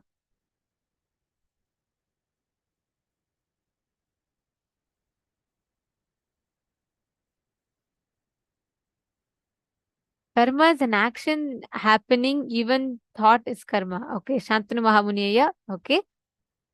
Thought current does not manifest your reality. The suffocating thought current is karma. Beautiful, Fabio Bruno Aya. And come on, all the others. Akash Uranimusaya, Everardo Alfaro Aya.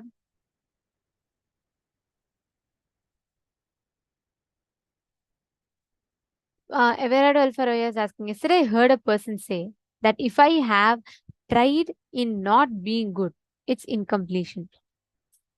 Any thought current in you which is not contributing to your inner image of you are Paramashiva is an incompletion in you.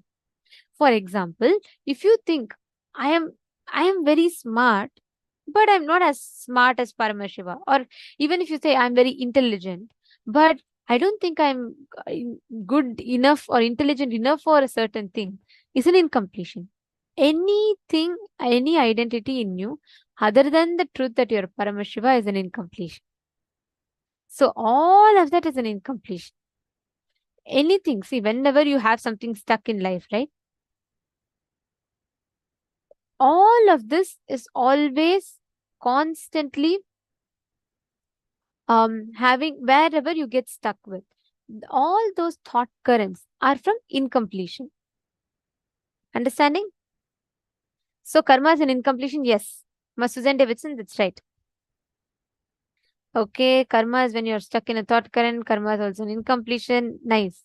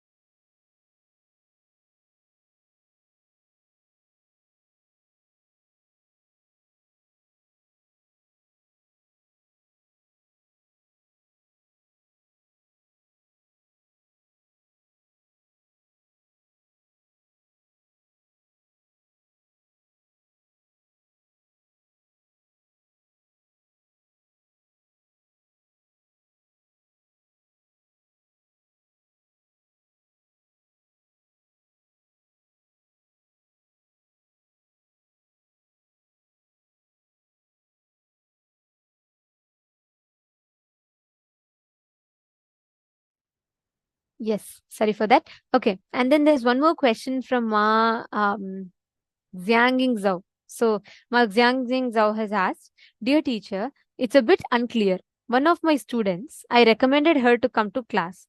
And after a few sessions, she was very angry and deleted me. The caregiver and the related personnel, did I gain karma? Okay, good question. See, Ma, like I said, the action does not. Okay, I'll give you an example. Ma Xiangying Zhao. Listen to this carefully. Let's say the child, a small child, is going to the fire. I want you to answer this question for me, okay? Ma Xiangying Zhao. Let's say a small child, it is thinking fire is something beautiful, so it is going to touch the fire, okay? The mother is telling, don't go to the fire, don't go next to the fire. The child is like, no, I will go, I want to go, I want to go. It is throwing a tantrum. The mother is saying, no, it will burn you, don't go. The child is still saying, no, I want to go. Now let's say the mother slaps the child and drags the child out of the room and locks him out of the room so that he doesn't go to the fire. Do you think the mother will get the karma of causing suffering in the child? What do you think? Ma Xiangying Zhao. Could you let me know the answer? All of you can answer. Do you all think the mother will get karma of causing suffering in the child? Because naturally when the mother hits, the child is going to cry. So what do you all think? Okay, Ma Dhanvantri Shaktini is saying no. Why do you think no? Okay, Ma Swatli, why? All of you putting no? Okay, why? Ma Xiangying Zhao, could you also answer that question? Do you think the mother will get the karma? Okay, so some of you are saying no, her intention is good. Mom does it with good intention. Okay. Come on, no, Mahagovinda. And I request every one of you to actively post. This is an amazing session on karma. So if you all discuss it together, we all have the deeper understanding of it. And the very definition that Swamiji has redefined for karma will change our perspective of it. And it'll really change the way you are doing things. Okay, so So you're saying, I'm not sure if this question will lead to mom gaining karma. Okay, listen very carefully. Why does the mom not get the karma here? Because, like I said, Swamiji was saying in this session, right? Cosmos does not have CCTV recording. Means, Cosmos does not go by your action. Cosmos goes by your intention of that action. Here, if your intention is to enrich the other person, listen very carefully. Even if the other person may not understand, but if your intention was, let me give my best to the other person, you will only get good karma from that. You will not get bad karma. And one more thing here, in the same example, if the child is going through suffering, If that child is holding on to that suffering and having that suffering inside him, that karma will affect the mother, but because of the love of the mother, very soon when the child realizes and the completion happens, that karma does not affect the mother anymore. We need to know any suffering that we cause to anyone, consciously or unconsciously, like the other example that Swamiji was giving and Manityan was also telling, right? From a millionaire, even if you steal, let's say $10,000, $20,000, and let's say he has so much of money that he doesn't even bother about it, that will not give you karma. But the same thing, a person, a small a middle class person who has only $20,000, and you go and get $10 from him, you just steal $10. If he goes through immense suffering, it will be immense karma for you. Understand, the suffering that you cause, inflict upon others, comes back as karma to you as long as you hold on to that thought current. As long as you are there with the thought current from which you operated that particular action which caused suffering to the other person, you will get the karma back. The moment you are liberated from the thought current, that karma will no more come to you. See, listen very carefully. That is why the action you do does not matter. The thought current from which you do the action matters. The thought current, if your thought current is addressing, going from the space of yes, I want to enrich. Be very clear, Mark Xianging Zhao. It causes auspiciousness only to you, not bad karma. Okay? So, okay, Ma Virupaksha is saying, but the intention to steal can't be good. Correct, Ma? The intention to steal, it is not just that, but the degree of the suffering that the other person goes through also affects the depth of the karma. See, the thought current from which you operate has its own ripple effects. See, for example, have you all seen in this like Disneyland and they blow certain bubbles with a certain shape. So when the wand is in heart shape, it will create like heart shaped bubbles. If it's in circle shape, it will create circular bubbles. If it's like in an oval shape or sometimes like a flower shape, it will create different shaped bubbles. How the shape of the bubble wand, which they dip it and they, you blow from it, it creates certain shapes. How the shape of it determines the shape of the bubble, same way, the thought current you have determines the kind of karma, situations you're attracting in your life. As long as, see, how many of you see your life is very repetitive? Like you have the same type of patterns, same type of sufferings. You go through the same type of incompletions inside you. How many of you have seen this? Who all has seen this? Tell me. Like what kind of a feeling you had 20 years back? Oh, I feel people just exclude me from things. Now, after 20 years, we're still having the same type of situations manifesting. How many of you see that? Understand? That is why, because it's the karmas constantly repeating, like it's like a stuck gramophone.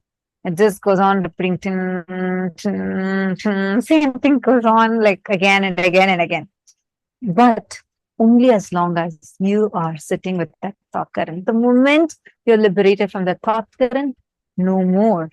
That particular karma can affect you. Virupaksha, you need to understand one thing.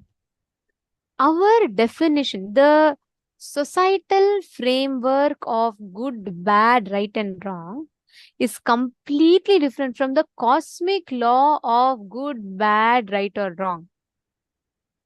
The way you experience, the framework with which you experience what is good, what is bad, what is right, what is wrong, is very different from what cosmos measures as good, bad, right or wrong. This very beautiful story that Swamiji explains this.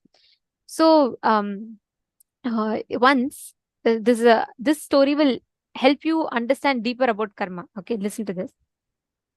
Once a monk and a um, courtesan both were living opposite houses, right? So this monk was very austere. Like every morning he used to get up, he'd do the meditation and everything. Whereas a courtesan, she used to do her whole business is by selling a body. Now, this monk, every time he sees a man entering into that courtesan's house, he will feel very disgusted. He'll be like, what must be happening there? How can someone be so cheap? How can someone, want to sell their body just for money? So, whole day, even though he is meditating, this monk used to constantly think constantly about what is this courtesan doing? How can she be like this? How can she do such things? It's so cheap. Like that, he used to only be thinking about it. The same thing, on the other hand, the courtesan, though used to sell her body for money, she was very deeply devoted to Krishna. She used to pray to Krishna. She used to say, please liberate me from all this suffering and I want to just attain your feet. So this continues for quite some time. It so happens that one fine day, both the monk and the courtesan die on the same day. They both reach the gates of heaven, Loka, and the Yamadharmaraja, he looks at the accounts of all their karmas. So he looks at courtesan's life and he looks at her karmas. He looks at the monk's life, he looks at his karmas. And then the monk is very, eagerly awaiting. He's like, surely she will go to hell. I will go to heaven. So he's waiting to be royally welcomed in heaven. Yamadharma looks at him and says that he gives the order that the monk shall be taken to hell. The woman, whoever was the prostitute, she will be taken to heaven. Then the monk was shocked. He said, no, wait. I think you must be mistaken. Do you know who she is? Yama says, yes. Then he says, do you know I'm a monk? Yama says, yes. Then he says, why? Why hell for me and heaven for her? Very beautifully, the answer is given to him. Yamadharmaraja says, look, by your body, you lived a very sincere life. You were very integrated as a monk. So look at your body. You left your body and came, look at your body. So he sees planet Earth and his body is being worshipped by his devotees and, they're all putting it to the side and they're all taking care of it. On the other hand, the God says, this woman, on the other hand, abused her body. She sold her body for money. And look at her body. So then they see the planet Earth. There is nobody even to take care of her body. It's just like left there. And Yamadharma says, but by your mind, by your thought currents, always, even though you were in the body of a monk, your inner space was filled with only the visualization of what she is doing, and you never really focused on what this purpose was. So you were always only having anger and hatred and all these different emotions in you. On the other hand, though this woman sold her body for money, her inner space was fixed on Krishna. So because of the thought current which they cherished, the monk got hell, the woman got heaven. The thought current, if we try to analyze cosmos's logic by our limited logic, we can never do it. It is just for us to understand the truth behind it.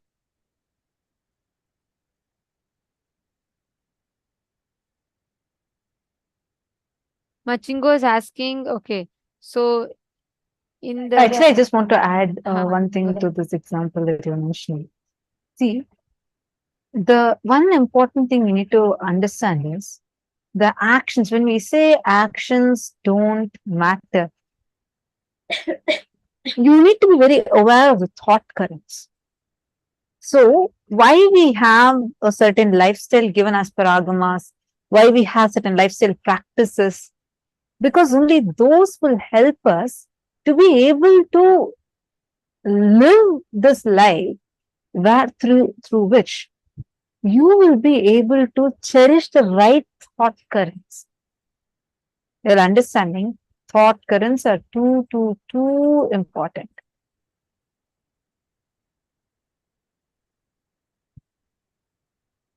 Okay, North India. Machinho has posted a question saying, Nithyananda, some time ago in the news, there was a married woman in North India who rejected the love of a young boy. The boy committed suicide. Does the woman have the karma for his death? See, we can't say this without understanding. To know or answer this question, the first and foremost thing, we need to know a lot more about the situation, about them, before you can even come to a conclusion. It is, see, understand the formula and you can apply it. If you are stuck in a thought current, you are stuck with a karma. The karma will have its own effects, side effects, after effects, everything. Any suffering you cause to another person, that comes back to you as a karma.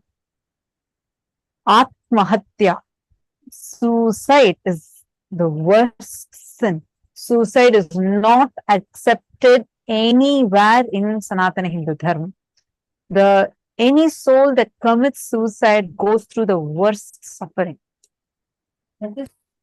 All the actions that we do, every action that we do in Sanatana Hindu Dharma, the core of it,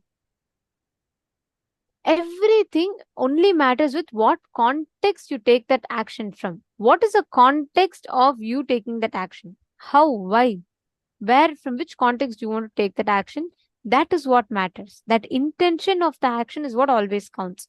Understanding?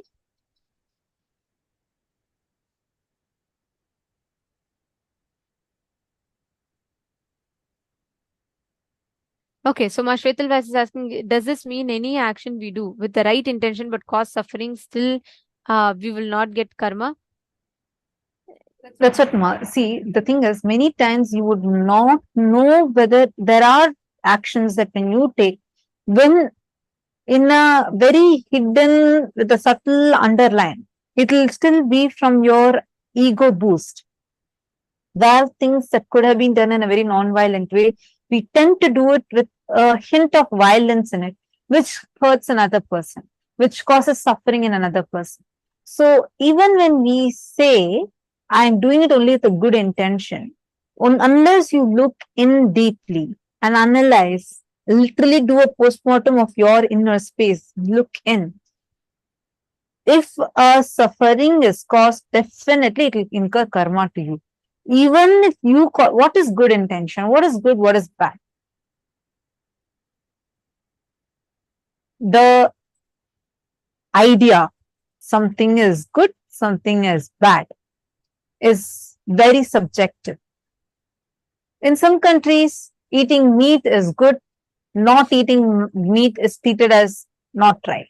In some countries, eating meat is wrong and not eating meat is treated as right. In some countries, certain type of dressing is considered as good, and in a different country, that same thing is considered as, oh, this causes suffering to you for a woman. Understand, it is very subjective. Cosmos does not do video record. It does not see it doesn't have a video recording that's happening. It only does audio recording. So it sees the thought currents that you are having. The thought current, that is why it's too important. If something is causing suffering outside, be very clear. There is some hint of violence inside you. Look in.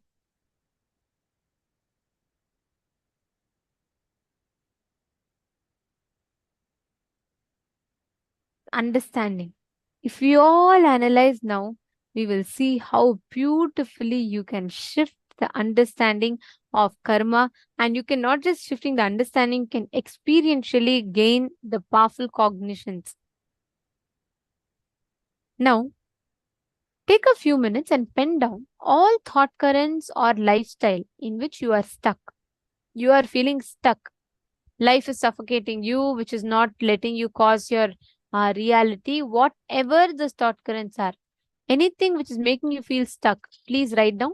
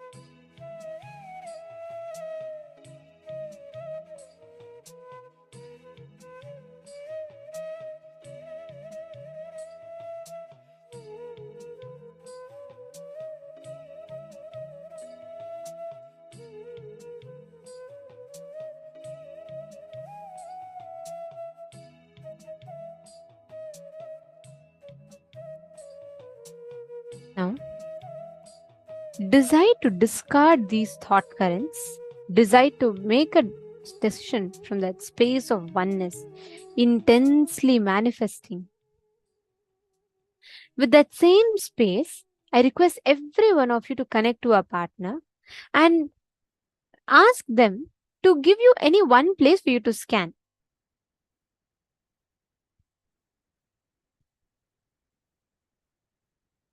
Listen very carefully. The thought current with which you take an action, the thought current with which you initiate an action, that is going to determine what space or what reality you are manifesting.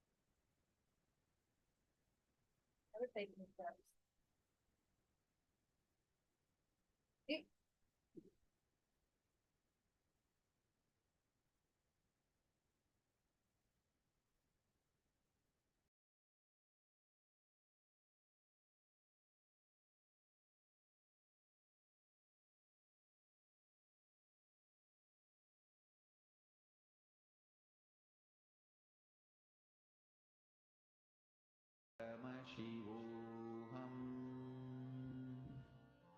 Om Nithyananda Paramashivoham.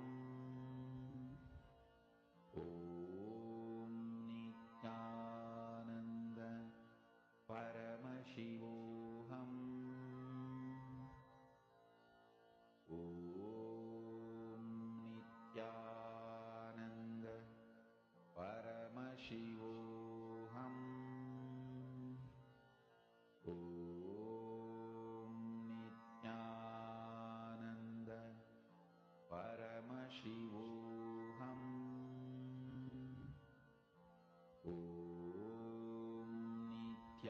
Nithyananda Paramashivoham. Om Nithyananda Paramashivoham. Om Nithyananda Paramashivoham. Om Nithyananda Paramashivoham. Om Nithyananda Paramashivoham. Om Nithyananda Paramashivoham. Om Nithyananda Paramashivoham. Om Nithyananda Paramashivoham.